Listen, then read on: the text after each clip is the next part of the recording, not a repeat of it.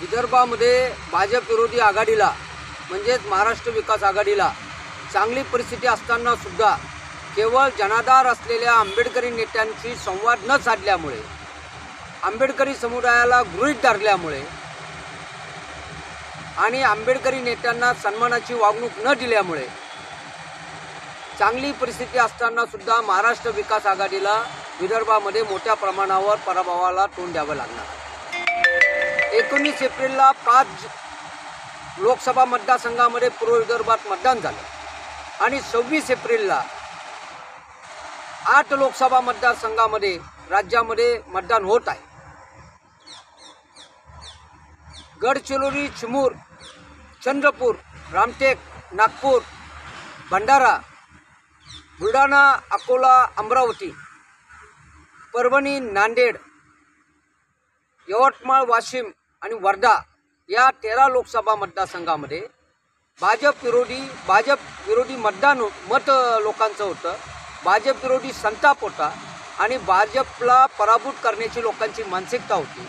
या प्रत्येक मतदारसंघामध्ये 2.25 लाख ते 3.5 लाख मतदार हे आंबेडकरी विचारधारेचे मतदार आहेत। आंबेडकरी समुदाय या ठिकाणी मोठ्या प्रमाणावर राहतो, परंतु महाराष्ट्र विकास आघाडीने सरंजामदारी वृत्ती न सोडल्यामुळे आणि आंबेडकरी नेत्यांना, जनाधार असलेल्या आंबेडकरी नेत्यांना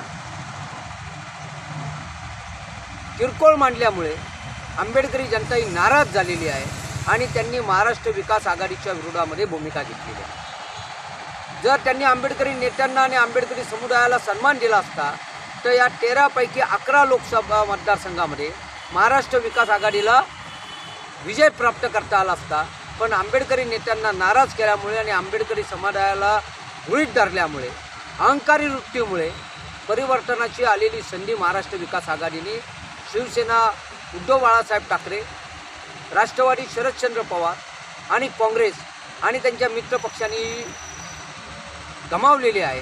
त्यामुळे या 13 लोकसभा मतदारसंघात मोठ्या प्रमाणावर भाजप आणि मित्रपक्षाचे उमेदवार हे निवडून येणार आहेत। आता उर्वरित ज्या 35 लोकसभा मतदारसंघात आहेत त्यामध्ये काँग्रेसनी, राष्ट्रवादीनी आणि शिवसेनेच्या उठाबा गटाने आंबेडकरी नेत्यांना बरोबर घ्यावं आणि चुकीची सुधारणा करावी, अन्यथा 214 आणि 219मध्ये लोकसभा निवडणुकीच्या निकालाची पुनरावृत्ती झाल्याशिवाय राहणार नाही।